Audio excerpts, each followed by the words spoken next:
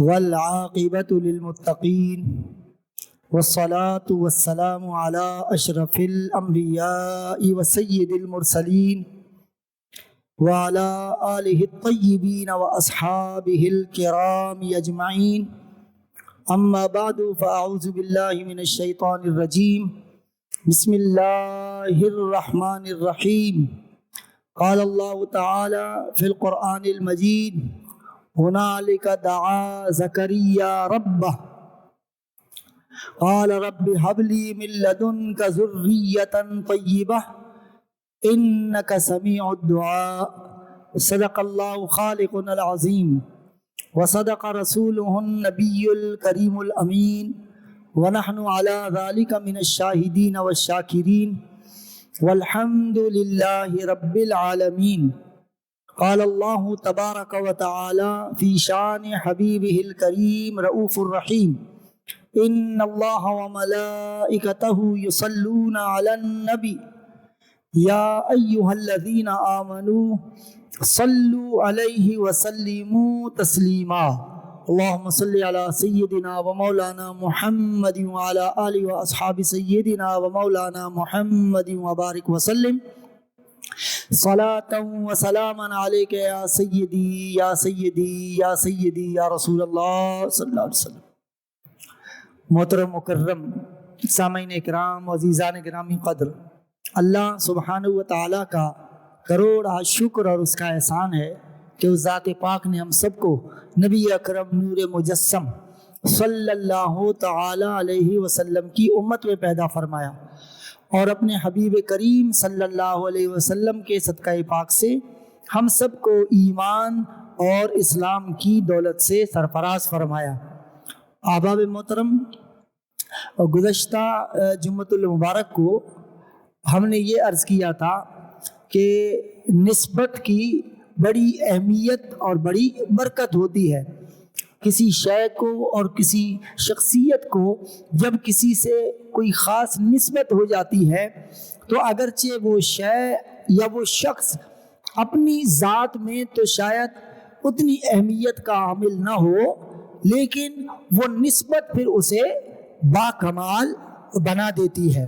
یعنی نسبت کی بڑی برکت ہوتی ہے. بنیادی طور پر ہم یہ بات آپ کو سمجھا رہے تھے اور پھر آخر میں قرآن مجید فرقان حمید کی جو سورہ یوسف کی آیت کے ضمن میں ہم نے آخر میں بات ختم کی تھی. تو قبل اس کے کہ ہم پھر اس آیت کے ضمن میں وہ ایک اہم بات آپ کے گوش گزار کریں، دو ایک باتیں اب آپ سماعت فرما لیں. دیکھیے کہ نسبت بعض دفعہ تو نام کی نسبت سے بھی بڑی برکتیں حاصل ہوتی ہیں. جیسے امام ابن ماجہ نے باب الایمان کے اندر ایک حدیث درج کی. حدیث ان مختلف راویوں سے ہوتی ہوئی پھر وہ رسول اللہ صلی اللہ تعالی علیہ وسلم تک پہنچتی ہے. تو ان راویوں کے سلسلے کو اسناد کہتے ہیں، یعنی یہ سند ہوتی ہے اس حدیث کی.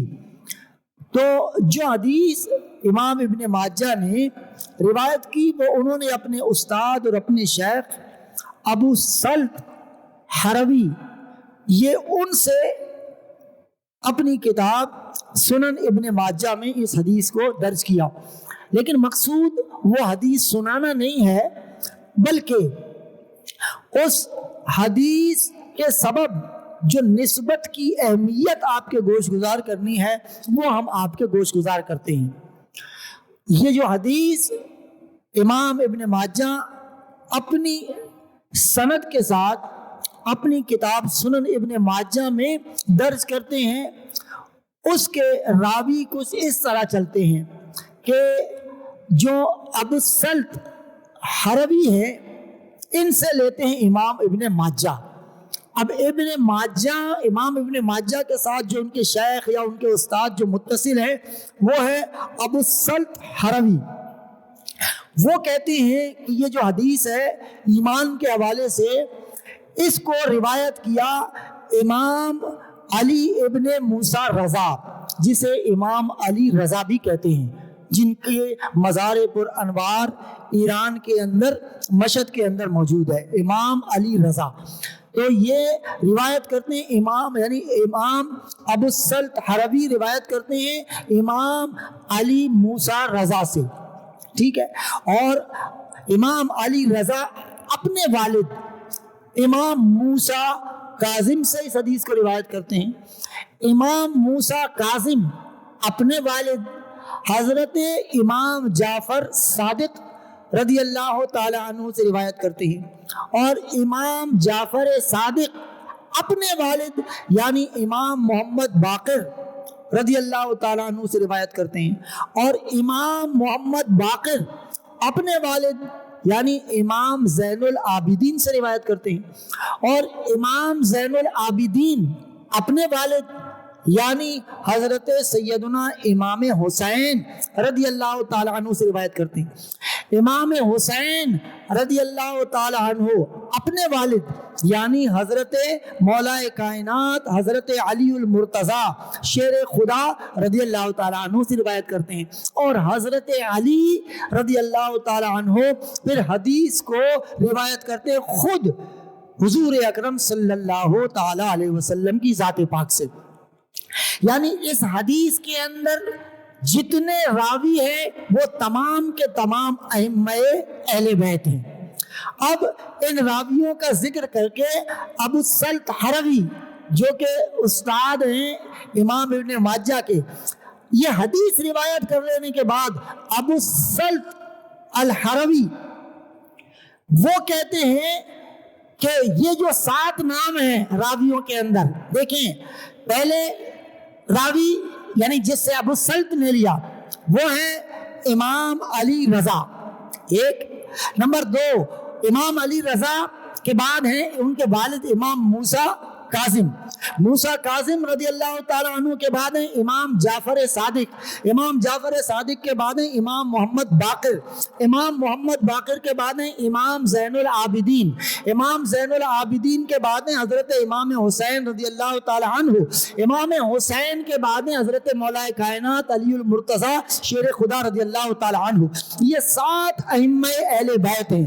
اب حضور علیہ الصلوۃ والسلام تو خود حدیث ارشاد فرما رہے ہیں نا، اب یہ جو ابو السلط حربی ہیں، جو ابو السلط حربی جو استاد ہیں امام ابن ماجہ کے، اب دیکھیں ہم ابو السلط حربی یہ اگرچہ استاد ہیں، لیکن چونکہ امام ابن ماجہ سیاستہ کی جو 6 کتابیں ہیں ان میں سے سنن ابن ماجہ ایک سیاستہ کی ایک کتاب ہے، یعنی 6 جو صحیح حدیثیں ہیں کتابیں ہیں بخاری، مسلم، ابو داؤد، ترمذی، ابن ماجہ اور نسائی، ان میں سے ابن ماجہ، تو ابن ماجہ ہی ہمارے یہاں اتھینٹک ہیں، یوں سمجھ لیجئے۔ تو اب ہم یہ نہیں دیکھیں گے کہ ابو السلط اگرچہ وہ استاد ہیں لیکن جو اتھینٹسٹی ہے وہ ہے امام ابن ماجہ کی، یعنی امام ابن ماجہ نے اس بات کو درست سمجھا، اس عقیدے کو درست سمجھا، اس عقیدے پر وہ یقین رکھتے تھے اور اس عقیدے اس فکر کو وہ صحیح سمجھتے تھے، تو پھر انہوں نے اپنی کتاب ابن ماجہ میں اس کو روایت کیا، ورنہ حدیث تو صرف وہی تھی جو ایمان کے حوالے سے تھی تو وہ حدیث ہی بیان کرتے، لیکن انہوں نے ابو السلط حربی کی اس بات کو بھی اس حدیث کے بعد روایت کیا۔ وہ بات جو نسبت والی میں سمجھانا چاہتا ہوں وہ یہ ہے، ابو السلط حربی کہتے ہیں کہا کہ یہ جو 7 نام ہے نا، حدیث نہیں، یہ جو راویوں کے 7 نام ہیں امام علی رضا سے لے کر حضرت مولا کائنات مولا علی شیر خدا تک، کہا کہ ان 7 کیونکہ یہ نام نسبت رکھتے ہیں، علی رضا نام ہے، امام اہل بیت ہیں، اہل بیت کے ائمہ میں سے ایک امام ہے، تو ان سے ان کی نسبت، اس نام کی نسبت امام علی رضا سے ہے، موسیٰ کاظم کی نسبت اس نام موسیٰ کاظم سے ہے، حضرت امام جعفر صادق کی نسبت اس نام جعفر صادق سے ہے، حضرت امام محمد باقر کی نسبت اپنے نام امام محمد باقر سے ہے، امام زین العابدین کی نسبت ان کے اپنے نام سے، ان کی شخصیت سے ہے، امام حسین کی شخصیت سے ان کا نام حسین ہے، حضرت علی کی شخصیت کے نسبت سے ان کا نام علی المرتضیٰ ہے۔ کہنے کا مقصد یہ ہے، کہتے ہیں امام ابو السلط ہروی، اور اس پر یقین رکھتے ہیں، عقیدہ رکھتے ہیں اور اس عقیدے کو درست سمجھتے ہیں امام ابن ماجہ، وہ کہتے ہیں کہ صرف یہ 7 نام پڑھ کر، یہ 7 نام پڑھ کر امام علی رضا سے لے کر حضرت علی المرتضیٰ تک ان 7 افراد کے نام پڑھ کر کسی بھی پاگل اور دیوانے پر دم کر دیں تو اس کا پاگل پن دور ہو جائے گا، وہ دیوانہ فرزانہ ہو جائے گا، وہ عقل مند ہو جائے گا۔ یہ امام ابن ماجہ اپنے استاد ابو السلط ہروی سے روایت کر رہے ہیں۔ تو اب آپ دیکھیں، اب ابھی آپ کو بعض افلاطون قسم کے، فلسفی قسم کے لوگ کہتے ہیں لو جی اس سے کیا فائدہ ہوگا نام سے، یہ تو کہانی کروا رہے ہیں۔ تو کہانی ہم نہیں کروا رہے، یہ امام ابو السلط ہروی اس کو بیان کر رہے ہیں اور اس پر اعتماد اور یقین کرتے ہوئے سنن ابن ماجہ جو سیاستہ کی کتابوں میں سے ایک کتاب ہے، اور آپ کہتے ہیں کہ سیاستہ ہی درست کتابیں ہیں، اس میں صحیح حدیث ہیں، اس میں ابو السلط ہروی نے کہا کہ یہ 6 نام، معاف کیجیے، یہ 7 نام پڑھ کر کسی بھی پاگل اور مجنون کو دم کر دیں تو اس کا پاگل پن ختم ہو جائے گا، وہ بالکل صحیح ہو جائے گا۔ اب دیکھیں نام کی برکت سے بعض لوگ یہ کہتے ہیں، اسی طرح میں نے یہ بات، میں وہ واقعہ نہیں سناتا لیکن میں نے آپ سے یہ عرض کیا تھا، یہی بات جو ہے نا ابو علی سینا نے حضرت ابو الحسن خرقانی سے کہا تھا، تو ایسا جواب دیا کہ ابو الحسن خرقانی کے ایک جواب سے نا افلاطون اور سمجھدار قسم کا اتنا بڑا فاضل ابو علی سینا، جس کی کتابیں یورپ میں اور امریکہ میں پڑھائی جاتی ہیں، وہ بھی مطلب دنگ رہ گئے، ایسا جواب دیا۔ وہ ایسا دیکھیں، کہتے ہیں کہ یہ نام سے کیا فرق پڑے گا، نام سے کیا فرق پڑے گا، اللہ کے نام سے کیا فرق پڑے گا۔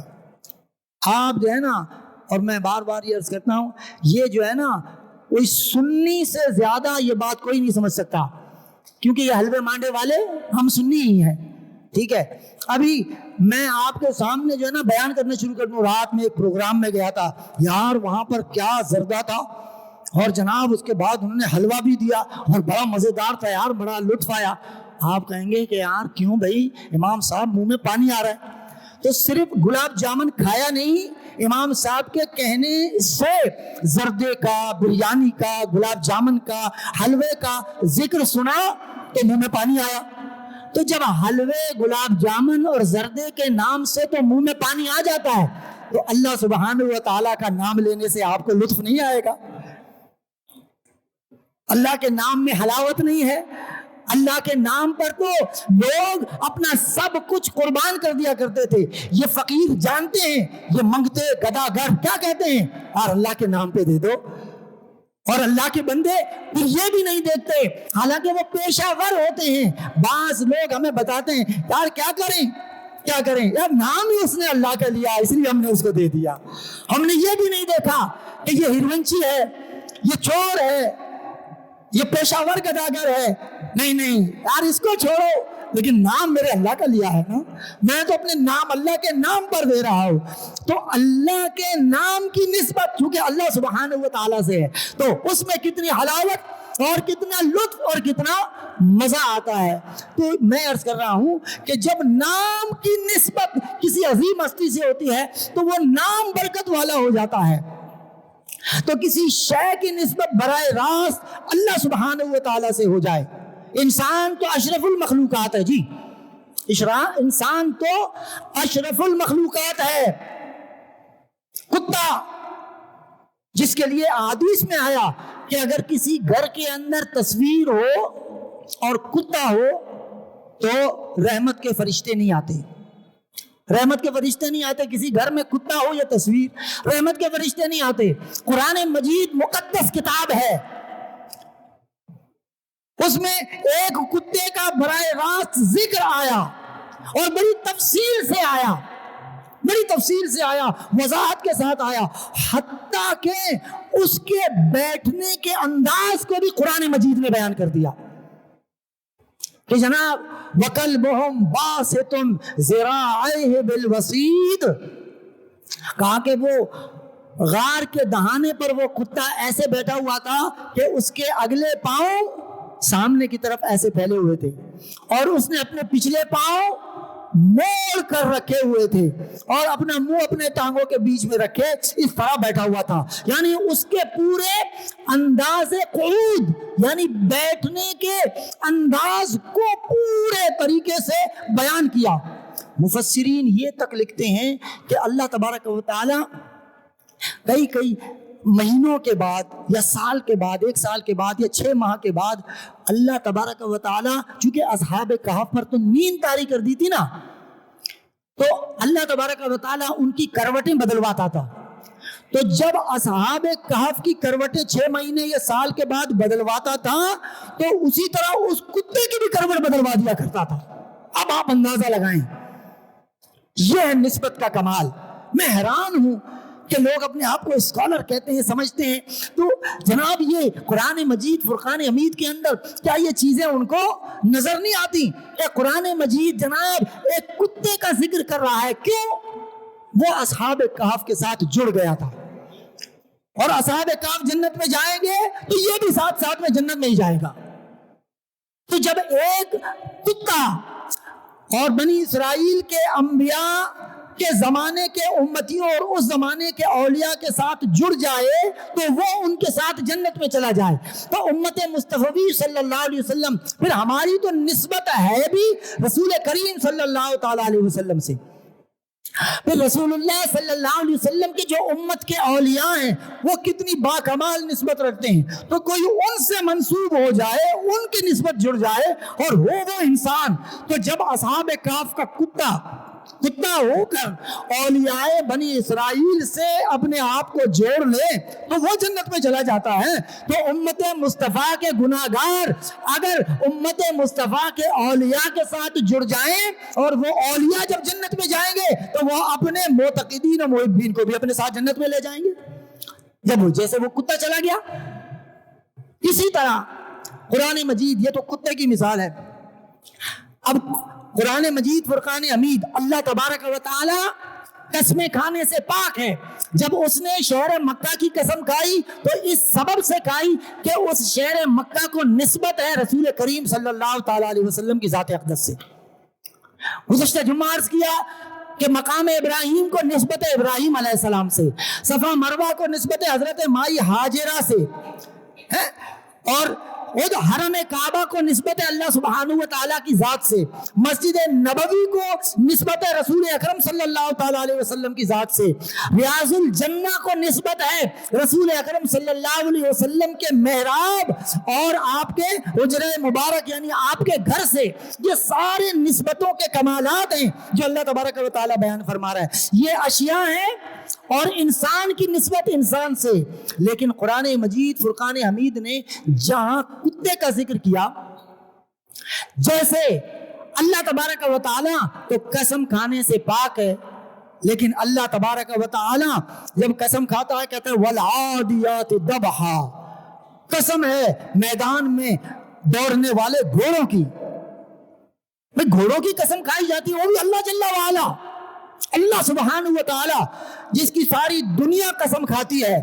اب وہ اللہ تبارک و تعالی گھوڑوں کے ٹاپوں کی قسم کھا رہا ہے. جب وہ میدان، ان کے ٹاپوں کی قسم، اور ان کے جو ٹانگوں پر نیچے نال لگے ہوئے ان سے اٹھنے فالموریات قدحا، اور ان کے ٹانگوں سے اور نال کے ٹکرانے سے اٹھنے والے چنگاریوں کی قسم اللہ تبارک و تعالیٰ فرما رہا ہے. اور جب وہ میدان میں دوڑتے ہیں، اگر وہ یعنی مٹی والے میدان میں دوڑتے تو ان کے قدموں کے اٹھنے والے دھول کی قسم، گھوڑوں کے ٹاپوں کی قسم، اٹھنے والی چنگاری کی قسم، ان کے اٹھنے والی دھول کی قسم. اے اللہ، یہ کیا ہے؟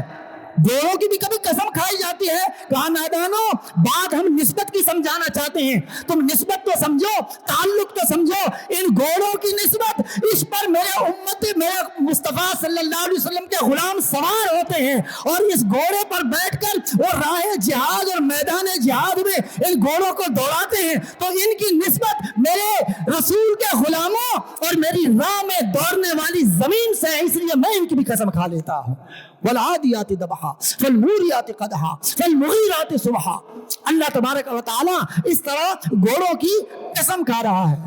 چلو یہ بات نکل گئی آگے، اسی طرح آگے جا کر اللہ تبارک و تعالیٰ نے کہا آگے پوری آیت کے بعد آخر میں، یعنی اسی صورت میں سورہ عادیات میں اللہ تبارک و تعالیٰ فرماتا ہے ان الانسان لربہ لکنود۔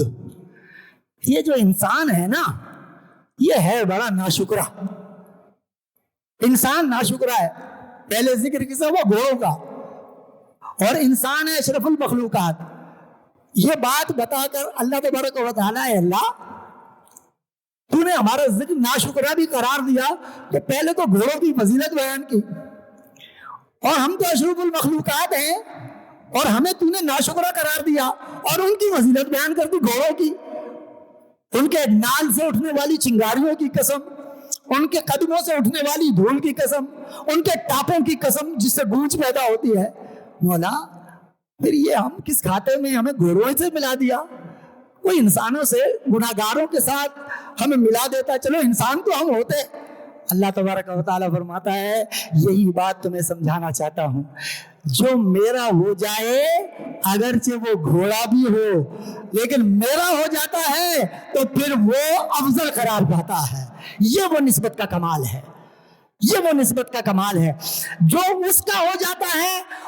جب اصحاب کاف سے جڑا تو کتا فضیلت والا ہو گیا اور جنت میں جا ٹھہرا، گھوڑے میدان جہاد میں دوڑے، اس پر صحابہ بیٹھے اور وہ اللہ کی راہ میں جہاد کے لیے دوڑے تو اللہ تبارک و تعالیٰ نے ان سے بھی کہا اور کہا کہ انسان یہ سارے، یہ چاہے نباتات، یہ جمادات، یہ حیوانات، یہ پھل، یہ پھول، یہ سمندر، یہ دریا، یہ بارش، یہ تمام کائنات کی رانانیاں، آسمان پہ چمکتے ہوئے ستارے، آسمان پہ چمکنے والا بڑا سا چودھویں کا چاند، تمہارے دن کو روشن کرنے والا سورج، ارے یہ تو میں نے تمہاری منفعت کے لیے پیدا کیے، لیکن تم وہی ہو پھر بھی ہر بات پر کہ ہے کیا، ہائے ہائے ہائے ہائے ہائے ہائے۔ ارے تم میرے شاکر تو بن جاؤ، تم شکر کرو، پھر دیکھو میں اپنی نعمتوں کے انتہا تم پر کر دوں گا۔ تم میرے بن کر تو دیکھو، چلو میرے براہ راست نہیں بنتے، ارے جو میرے ہو گئے تم ان کے تو بن کر دیکھو۔ غالب ندی میں دوست سے آتی ہے بوئے دوست، جو اللہ کے دوست ہیں ان سے نسبت جوڑو، تم دیکھو کیسے کمال ہوتے ہیں۔ پھر اللہ تبارک و تعالیٰ کتنی نوازشات فرماتا ہے، کتنی نوازشات فرما دیتا ہے۔ دوستان محترم دیکھو یہ کتنے چپلیاں پڑے ہوئے ہوں گے، بڑے بڑے بادشاہان وقت بھی بڑے قیمتی، یہ عرب ملکوں کے سربراہان، لوگ پھر مسئلہ بھی پوچھتے ہیں، عرب ملک کے سربراہان جب نماز جمعہ یا نماز عید ادا کرنے کے لیے آتے ہیں تو یہ انتہائی قیمتی قسم کے شوز پہن کر شوز سمیت نماز ادا کرتے ہیں۔ لیکن ان بادشاہوں کے، ان کے پاس پیسہ کتنا ہے، دولت کتنی ہے، ان کے غلام سے مراد ان کے ملازمین کتنے ہیں، کتنوں کی یہ مدد کرتے ہیں، سب کچھ کرتے ہیں، لیکن کسی بادشاہ کے جوتے کسی مسلمان کو اور اس کا ملازم ہی کیوں نہ ہو، اس ملازم کو اپنے سر پہ اٹھاتے ہوئے دیکھا ہے کیا کسی کو؟ کیوں نہیں؟ اس لیے کہ اس جوتے کو اگرچہ وہ بادشاہ ہے لیکن ہے تو دنیا کا بادشاہ نا، ہے تو دنیا کا بادشاہ، لیکن اس کو کوئی سر پہ نہیں اٹھاتا۔ کہتے ہیں کہ بھائی یہ تو پیر میں پہننے والی چیز ہے، بھلے چاہے بادشاہ کا ہو، کسی بھی بادشاہ کا ہو، اتنے قیمتی جوتے کوئی بھی سر پہ نہیں اٹھاتا۔ لیکن محبوب الہی نظام الدین اولیاء رحمت اللہ تعالی علیہ کے جوتے ٹوٹے ہوئے، جس کو دیے وہ بھی بیچارہ سر دھنتا ہوا گیا۔ اس نے کہا کہ میں تو ان سے مدد لینے آیا تھا، تعاون لینے آیا تھا کہ میری بیٹی کی شادی ہے تو کوئی تعاون کر دیتا، اور تو 4 دن ٹھہرانے کے بعد جوتے بھی دیے تو ٹوٹے ہوئے۔ لیکن ادب ہے، ادب محبوب الہی میں، نظام الدین اولیاء کے ادب میں اس نے جوتے وہ واپس تو نہیں کیے، لیکن دل میں بڑبڑاتا ہوا کہنے لگے بھائی کہاں میرے ٹائم بھی ضائع ہو گیا، 4 دن بھی انہوں نے ضائع کر دیے اور اینڈ میں یہ جوتے دے دیے۔ لیکن کیا ہوا؟ جب وہ گئے اور امیر خسرو علاؤالدین خلجی نے کسی محاذ پر بھیجا ہوا تھا اور وہ واپس لوٹ رہے تھے، سینکڑوں میل کے فاصلے سے وہ آئے، جیسے ہی اس سرائے خانے، اس مسافر خانے کے قریب پہنچے، حضرت امیر خسرو فرمانے لگے بوئے شیخ می آید، بوئے شیخ می آید، بوئے شیخ می آید۔ ہائے ہائے، کہتا ہے کہ مجھے اپنے شیخ کی، مجھے اپنے مرشد کی، مجھے اپنے پیر کی خوشبو آ رہی ہے۔ یہ نسبت ہوتی ہے، یہ تعلق ہوتا ہے، جس طرح صحابہ اکرام رضوان اللہ تعالیٰ علیہ اجمعین رسول کائنات خاتم النبیین صلی اللہ علیہ وسلم کو تلاش کرنے کے لیے انہیں کسی سے پوچھنا نہیں پڑتا، بس مدینے کی گلیوں میں اپنے آقا و مولا صلی اللہ علیہ وسلم کی خوشبو سونگتے اپنے آقا کو پا لیا کرتے تھے۔ یہ صرف نسبت کی بات ہے، یہ صرف تعلق کی بات ہے۔ تو اب وہ سینکڑوں میل کے، تو ان کے جو سپاہی تھے امیر خسرو کے، کہنے لگے کہ بھائی کیا ہو گیا، آپ کی عقل صحیح ہے، دیوانے تو نہیں ہو گئے، فرزانے تو نہیں ہو گئے، یہ وہی ہے، یہ 7 نام پڑھیں ائمہ اہل بیت کے، جو امام ابو السلط حربی نے کہا، امام ابن ماجہ نے اس کو روایت کیا کہ کسی پاگل مجنون اور کسی دیوانے پر دم کر دو تو پھر وہ فرزانے ہو جاتے ہیں، سمجھدار ہو جاتے ہیں۔ اور یہ امیر خسرو تو بیٹھتے ہی تھے حضرت نظام الدین اولیاء محبوب الہی کی قدموں میں، ان کو نسبت تھی۔ تو پھر قوت شامہ، عام انسان کی قوت شامہ تو اپنی جگہ، نبی کی قوت شامہ وہ اپنی جگہ، لیکن ایک نیک ولی جو رسول اللہ صلی اللہ علیہ وسلم کے امت کے ولی ہیں، حضرت نظام الدین اولیاء محبوب الہی، ان کے مرید کی قوت شامہ یہ ہے کہ وہ کہتے ہیں بوئے شیخ می آید۔ ساتھیوں نے کہا کیا ہو گیا؟ کہاں؟ دہلی، اور کہاں؟ یہاں سے ہم جا رہے ہیں، ابھی تو سینکڑوں میل دور ہے دہلی، اور آپ کے شیخ تو دہلی میں ہیں، یہاں کہاں؟ کہا یہ میں نہیں جانتا۔ اپنے شیخ کی خوشبو سونگتے پہنچے اس سرائے خانے پر، سرائے خانے والے سے پوچھا، کہا کہ کون ہے یہاں پر، کون ہے، مجھے اپنے شیخ کی بو کیوں آ رہی ہے؟ کہا کہ اور تو کوئی نہیں، یہاں تو ایک ہی مسافر آج آیا ہے، وہ پڑا سو رہا ہے۔ اس کے پاس گئے، اس کو ہلایا، کہا کہ بھائی کیا بات ہے؟ میں اپنے شیخ کی خوشبو محسوس کر رہا ہوں۔ کون ہے بھائی تمہارا شیخ؟ کہا کہ نظام الدین اولیاء۔ اچھا تم ان کے مرید ہو؟ کہا ہاں میں بھی گیا تھا، آیا تو میں انہی کے ہی پاس سے ہوں۔ لو جی، اور 4 دن رہا، 4 دن کے بعد انہوں نے یہ ٹوٹے ہوئے جوتے اپنے دے دیے۔ میں تو اپنی بیٹی کی شادی کے لیے مدد لینے گیا تھا، تو انہوں نے کہا حضرت امیر خسرو نے میرے شیخ کے نالین، میرے شیخ کے جوتے تمہارے پاس ہے؟ کہاں ہے؟ کہا یہ پڑے ہوئے۔ کہا کہ تم سودا کرتے ہو، بیچتے ہو؟ ہاں، قدر نبیدہ ایک ہی جانم دنیا دار کمینے، قدر نبیدہ جانن والے سو گئے وچ مدینے، قدر پانی دا بطخ جانے یا جانے مرغابی، اور قدر نبی جا مسلمان جانے یا جانے اصحابی۔ نبی کی قدر، اولیاء کی قدر یہ نسبت والوں کو معلوم ہوتی ہے۔ جب کسی سے تعلق ہوتا ہے، میں نے بھی آپ سے عرض کیا، جنہیں اللہ سے پیار ہوتا ہے، اللہ کے نام پر وہ جان دینے کے لیے تیار ہوتے ہیں، اپنا مال دینے کے لیے تیار ہوتے ہیں، اپنا سب کچھ نچھاور کرنے کے لیے تیار ہوتے ہیں۔ رسول کریم صلی اللہ تعالیٰ علیہ وسلم کی ناموس اور آپ کے نام پر اپنا تن من دن وار دیتے ہیں۔ پھر وہ یہ بھی نہیں دیکھتے وہ غریب ہے یا وہ کیا ہے، وہ نبی کا نام سنتا ہے تو اپنا سب کچھ قربان کر دیتا ہے۔ تو حضرت امیر خسرو نے کہا سودا کرتے ہو؟ کہا کہ بھائی پہلے دیکھ تو لو، جوتے تو دیکھ لو، کیا سودا کرو گے؟ کہا کہ یہ ہے وہ ٹوٹے پوٹے جوتے۔ کہا بولو قیمت کیا لگاتے ہو؟ کہا کہ بھائی میں کیا بولوں، تم ہی بولو۔ میرے نزدیک وہ تو اپنے سمجھتا تھا کہ بھئی یہ ٹوٹے پوٹے جوتے کون لے گا، اس کی کیا وقات ہے، کیا حیثیت ہے؟ تو کہا بھی اب تم ہی بول دو۔ کہا بھائی تم بھی کوئی قیمت لگاؤ۔ کہا کہ میں کیا لگاؤں، اب آپ تم بولو، تم ہی سودا کر رہے ہو۔ آپ نے اس کا ہاتھ پکڑا، جو مال غنیمت میں فتح کے بعد آپ کے پاس بوریاں بھر کر چاندی کے سکے موجود تھے۔ امیر خسرو نے بوریاں اس کے سامنے لگا دی، کہا کہ اتنا کافی ہے یہ سارا؟ وہ حیران ہو گیا، کہا کہ بھائی تم سچ بول رہے ہو؟ یہ ان جوتوں کے بدلے یہ سارا میرے ہوں گے؟ کہا کہ ہاں یہ تمہارے ہوں گے۔ کہا بھائی لکھ کے دو، اور یہ میں اکیلا آدمی لے کے کیسے جاؤں گا؟ کہا گھوڑوں پر لاد دو، اور ساتھ میں سیکورٹی گارڈ اور سپاہی بھی دے دیے۔ کہا جہاں یہ رہتا ہے اس کو وہاں تک پہنچا دیا جائے۔ اس کو اپنا سارا مال دے دیا، سیکورٹی گارڈ دے دیے، گھوڑے دے دیے، مال لے کر وہ تو یوں چلا، لیکن نسبت کا کمال دیکھو، بادشاہان وقت کے قیمتی جوتے کوئی سے کوئی ملازم صحیح وہ اپنے سر پر نہیں رکھتا، لیکن محبوب الہی کے وہ ٹوٹے پھوٹے جوتے امیر خسرو اس سینکڑوں میل کے فاصلے سے اپنے سر اپنی پگڑی میں یوں لگا کر اپنے شیخ امیر خسرو اپنے شیخ محبوب الہی کی بارگاہ میں پہنچ گئے اور کہا حضور یہ آپ کے نالین آپ کے جوتے میں خرید کر لایا ہوں۔ کہا خسرو سودا کیا ہے؟ کتنے میں خریدے؟ کہا کہ میں نے اتنی بوریاں درم کی اور چاندی کے سکوں کو اس کو دی ہیں۔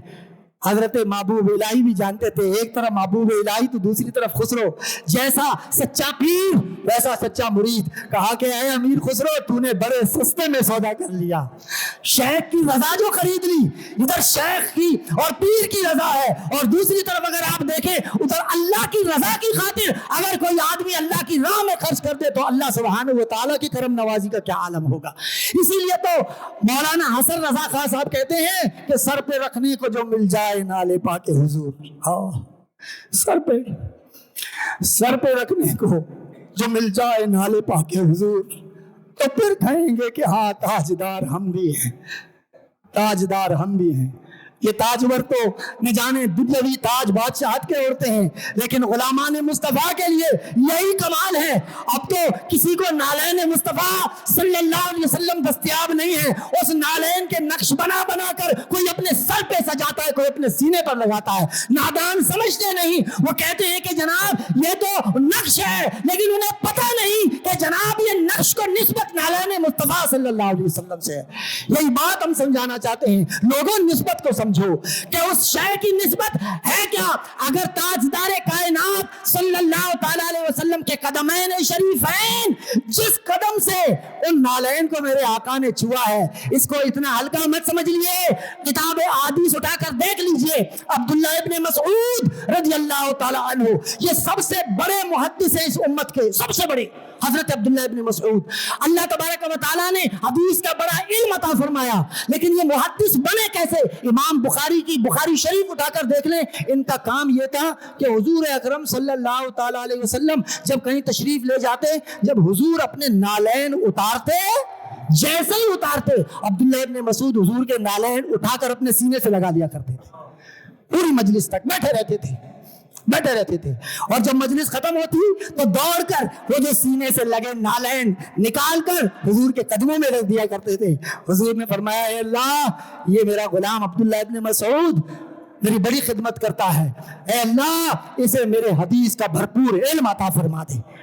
حضور نے نظر کرم فرما دیا، توجہ فرما دی، تو دیکھو نالین مصطفیٰ کی برکت سے عبداللہ ابن مسعود رضی اللہ تعالی عنہ اتنے بڑے محدث بن گئے۔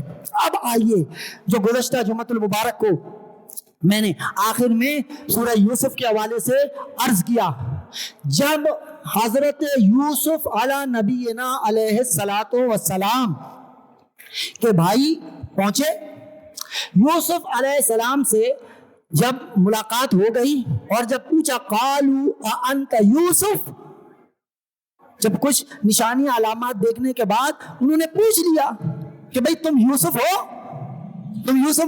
قال انا یوسف وہذا اخی، بنیامین کی طرف اشارہ کر کے کہا کہ ہاں میں یوسف ہوں اور یہ میرا بھائی ہے بنیامین۔ بھائی تو وہ بھی تھے لیکن وہ کنویں میں ڈالنے والے تھے، تو اس لیے ان کو کہا کہ بنیامین میرا بھائی ہے، ٹھیک ہے۔ تو اب بھائیوں نے کہا ہے یوسف ہم نے تو جرم ہوا سو ہوا، آپ کی جدائی میں، آپ کے فراق میں، آپ کے ہجر میں تو والد صاحب حضرت یعقوب علیہ السلام رو رو کر وہ ان کی آنکھوں کی بینائی چلی گئی،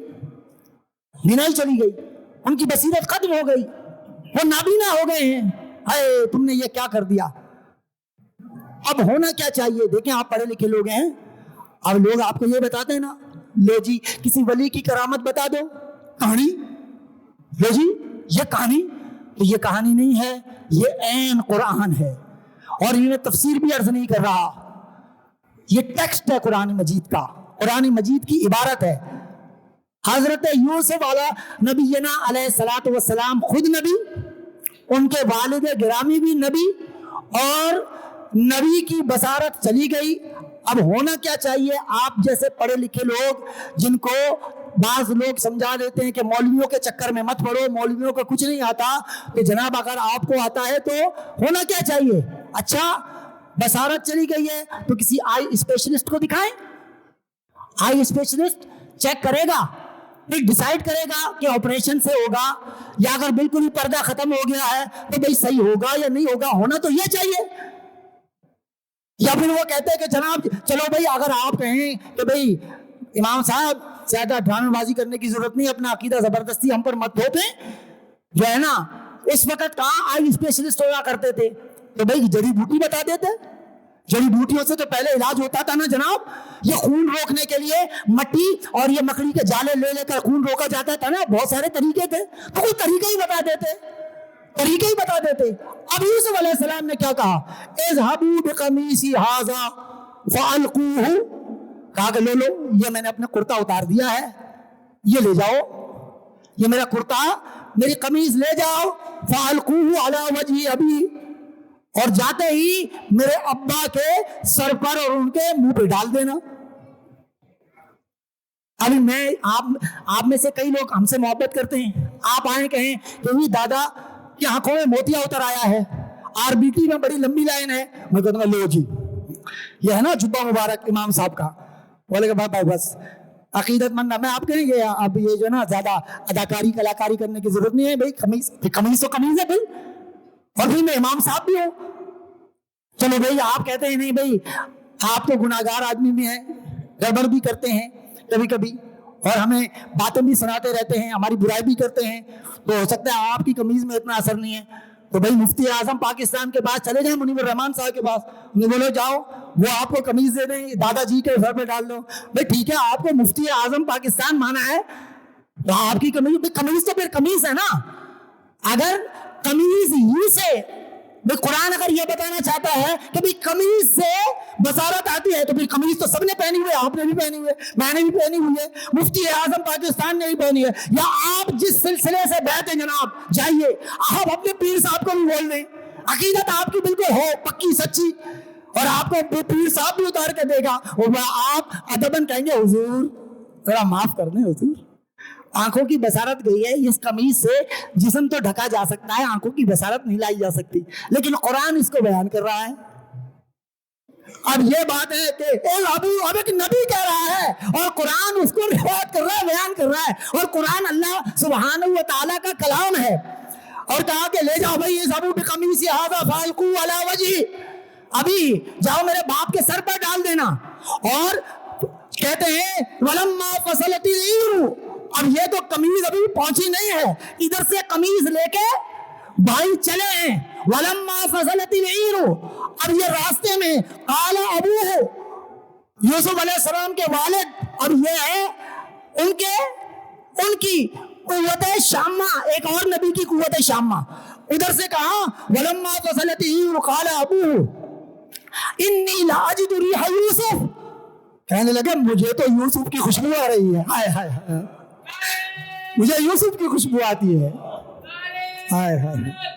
ارے مسلمانوں خدا کے لیے اپنے عقائد کی حفاظت کرو, اپنے افکار و نظریات کی حفاظت کرو, مت جاؤ ان عقیدوں کے چوری کرنے والے چوروں پر, ان افکار و حقہ پر ڈاکہ ڈالنے والے ڈاکوؤں کے پاس مت جاؤ. اپنے ایمان اور عقیدے کی اس پرفتن دور میں حفاظت کرو. ہمارے پلے ہے کیا؟ ایک کلمہ لا الہ الا اللہ محمد الرسول اللہ صلی اللہ علیہ وسلم کی نسبت ہی تو ہے, اور ہمارے پلے ہے کیا؟ عمل کی میرے اساس کیا ہے؟ بجز ندامت کے پاس کیا ہے؟ رہے سلامت بس ان کی نسبت, میرا تو ایک آسرا یہی ہے.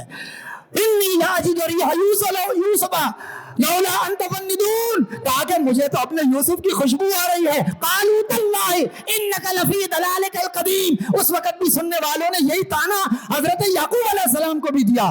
کہاں یوسف, کئی سال ہو گئے یوسف کو یہاں سے گئے ہوئے, تمہیں کہاں سے خوشبو آ گئی؟ یہاں تو قیمتی سے قیمتی عود بھی لگا لے تو تھوڑا سا مطلب یہ ہے کہ جناب ایک بالش ڈیڑھ بالش کے فاصلے سے ہزاروں روپے کی خوشبو پھر آپ کو کہیں خوشبو آ جائے گی, وہ بھی تھوڑی دیر کے بعد چلی جائے گی. تو آپ کو یوسف علیہ السلام کی خوشبو کہاں آئے گی؟ فلما ان جاء البشیر والقاہ, کہا کہ اتنے دیر میں وہ بشارت دینے والا, خوشخبری دینے والا قافلہ یعنی یعقوب علیہ السلام کے بیٹوں کا قافلہ آ گیا. اور جب انہوں نے وہ قمیض یوسف حضرت یعقوب علیہ السلام کے سر پر اور چہرے پر ڈالی, فرتد بصیرہ, ان کی بصارت اور بینائی واپس لوٹ کر آ گئی. اب بتائیے قمیض سے بینائی آئی یا نہ آئی؟ ادھر تو آئی اسپیشلسٹ, اگر ہاتھ ادھر ادھر ہو جائے تو بینائی نہیں آتی, لیکن یہاں ایک قمیض. تو یہ کیا ہے کہ اس قمیض کو نسبت تھی بدن یوسف علیہ السلام سے, یہ ہے وہ نسبت. آخری بات میں بڑے اختصار سے عرض کرتا ہوں, یہ بھی قرآن مجید ہے. حضرت زکریا علیہ السلام یہ خالو ہیں حضرت مریم علیہ السلام کے, ٹھیک ہے. اور جب یہ بالکل ینگ تھی, ابھی مطلب بلوغت کی عمر کو پہنچی تھی, تو حضرت زکریا علیہ السلام ان کو ایک حجرے میں, ایک کمرے میں بند کر کے چلے جایا کرتے تھے اور واپس آتے تھے. کمرہ اور حجرہ ہے مقفل, تالا لگا ہوا, اور جب کمرہ کھولا اندر آئے. ولما دخل علیہا زکریا المحراب وجد عندها رزقا, کہ جیسے ہی آئے انہوں نے دیکھا کہ کمرہ تو باہر سے مقفل تالا لگا ہوا ہے اور میں چابی صرف میرے پاس ہے. تو مریم علیہ السلام کے پاس یہ پھل کہاں سے آ گئے, اور پھل بھی بے موسم کے پھل جو زمین پر ملتے بھی نہیں ہیں. قال یا مریم انا لک ھذا, مریم یہ تالا لگا کے تو میں چلا جاتا ہوں, باہر سے کوئی اندر آ نہیں سکتا, اور یہ پھل تیرے پاس کہاں سے آ گئے؟ یہ کون لایا؟ اور یہ اس زمین کے اور اس موسم کے پھل بھی نہیں ہے. انا لک ھذا قالت هو من عند اللہ, کہا کہ یہ میرے اللہ کی طرف سے آتے ہیں, میرا اللہ بیچتا ہے. دیکھو ایک نبی کھڑا ہوا, اب وہ ولیاں ہیں. میں گزشتہ جمعہ المبارک کو یہ عرض کر چکا کہ مرد ولی کے مقابلے میں عورت ولیہ کا درجہ کم ہوتا ہے. اب وہ ولیاں ہیں, دوسری طرف نبی جب اس نے کہا نا قالت هو من عند اللہ ان اللہ یرزق من یشاء بغیر حساب, کہ اللہ تعالیٰ جسے چاہے بے حساب رزق دے دے, بے موسم رزق دے دے, جہاں سے چاہے دے دے, جنت کے بھیج دے, کسی کے ساتھ بھیج دے, اپنی مرضی سے بھیج دے, من یشاء وہ اس کی مرضی. جب یہ سنا کہ اللہ تبارک و تعالیٰ بے موسم کے مقفل دروازے سے پھل میری اپنی بندی مریم سلام اللہ علیہا کو دے رہا ہے, ہنالک دعا زکریا ربہ, بس وہیں کھڑے ہو گئے. ہنالک دعا زکریا ربہ قال رب هب لی من لدنک ذریۃ طیبہ انک سمیع الدعاء. او بے موسم کے پھل دینے والے رب, یہ مریم تیری خاطر یہاں بیٹھی ہے, تیرا نام جپ رہی ہے, تیری عبادت کر رہی ہے, تیری بندگی کر رہی ہے, تو میں اسی مقام پر, اسی حجرے میں, اسی محراب میں, اسی پر کھڑے ہو کر بے موسم کے پھل دینے والے رب, میں بھی بوڑھا ہو گیا, میری بیوی بھی باج ہو گئی, مگر تجھے مریم علیہ سلام اللہ علیہ کے اس حجرے کا واسطہ کہ مجھے بھی ایک نیک بیٹا عطا فرما دے. تو دعاؤں کو سننے والا ہے, تو دعاؤں کو سننے والا ہے, تو دعائیں سنتا ہے اور دعاؤں کا جواب دیتا ہے. بھائی ہنالک دعا زکریا ربہ, زکریا علیہ السلام کو کوئی یہ بتانے والا نہیں تھا اے زکریا یہ کیا بھائی اللہ سے مانگ, یہاں کھڑے ہو کر کیوں مانگ رہا ہے؟ تو نبی ہے, کسی مسجد میں کھڑے ہو کر مانگ, اپنا مصلی بچھا کے مانگ, اپنی تسبیح پڑھ کے مانگ, خود مانگ, لیکن تو نے یہ واسطہ کیوں دیا؟ ہنالک دعا, بڑے قابل غور ہے یہ الفاظ, کہاں وہی کھڑے ہو کر دعا مانگی. کیوں کہ جب بے موسم کے پھل اللہ دے سکتا ہے تو اسی وقت پھر بے موسم کے اولاد بھی دے سکتا ہے. جب یہ کہا نا کہ فنادتہ الملائکہ, وَهُوَ قَائِمٌ يُصَلِّي فِي الْمِحْرَابِ. کہا کہ فَنَادَتْهُ، جیسے یہ دعا کی نا، فَنَادَتْهُ الْمَلَائِکَةُ، پھر اللہ تبارک و تعالیٰ نے فرشتوں کو ندا دی، آؤ میرے فرشتوں، جلدی جاؤ، جلدی جاؤ. میرا زکریا اس محراب میں کھڑا، کہیں ایسا نہ ہو لوگ نسبتوں کے منکر ہو جائیں کہ جو میرا ہو جاتا ہے پھر جہاں وہ بیٹھتا ہے وہ جگہ بھی مقدس ہو جاتی ہے، وہ محراب بھی مقدس ہو جاتا ہے، وہ حجرہ بھی مقدس ہو جاتا ہے، وہ قابل مجیب الدعوات ہو جاتا ہے. اس لیے ہے تو میرا نبی لیکن میری ایک ولیہ کے اس محراب میں کھڑے ہو کر مجھ سے اولاد مانگ رہا ہے. فنادته الملائکۃ وهو قائم یصلی فی المحراب. وہ عبادت میں، دعا میں، نماز میں مشغول تھے. فرشتے آ گئے، فرشتے آ گئے ہر قسم کا ڈاؤٹ، ہر قسم کا شک، ہر قسم کا شبہ دور کرنے کے لیے. ان اللہ یبشرک بیحییٰ مصدقا بکلمۃ من اللہ وسیدا وحصورا ونبیا من الصالحین. کہا کہ اللہ تجھے ایک ایسے بیٹے کی خوشخبری دیتا ہے جس کا نام یحییٰ ہوگا، وہ اللہ کی نشانیوں میں سے ایک ہوگا، وہ سردار ہوگا، وہ پاک باز ہوگا، وہ مطہر ہوگا اور صالحین میں سے ہوگا. یہ ساری نسبتیں اور سارے صفات اللہ تبارک و تعالیٰ نے بیان کر کے بیٹے کی خوشخبری اس محراب میں کھڑے ہو کر دعا کرنے کی برکت سے زکریا علیہ السلام کو عطا فرما دی. اب آپ بتائیں نسبتوں کا برکت ہوتی ہے یا نہیں ہوتی؟ یہ میں نے 2 آیتیں قرآن مجید کی اس لیے آپ کے گوش گزار کی. اللہ سبحانہ و تعالی ہمیں اولیاء کا ادب و احترام کرنے کی توفیق عطا فرمائے. وآخر دعوانا ان الحمد للہ رب العالمین.